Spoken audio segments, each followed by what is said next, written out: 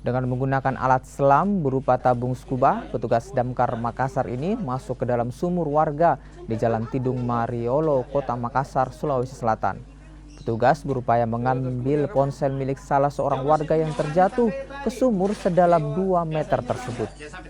Setelah berjibaku selama beberapa menit, petugas pun akhirnya menemukan ponsel tersebut.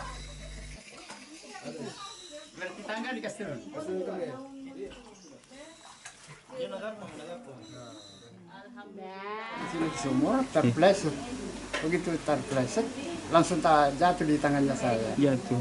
Jatuh. Jadi HP-nya jatuh ke sumur, Pak? Iya, iya. Kalau itu di HP itu banyak nomor-nomor penting atau seperti apa, Pak? Banyak, barangkali ratusan lebih. Iya. Jadi HP-nya sudah terselamatkan ya, Pak? Alhamdulillah sudah diketemukan. Makasih banyak. Iya, karena tadi sumurnya agak dalam, airnya agak dalam, kami menggunakan alat selam, ya, menggunakan tabung scuba untuk mengambil HP-nya yang ada di dasar sumur, ya. Jadi harus menggunakan alat selam karena airnya agak dalam. Ya. Berapa orang tadi yang dikerahkan, Pak, dari tim rescuenya? Kalau kami sampai di lokasi ini ada 10 orang.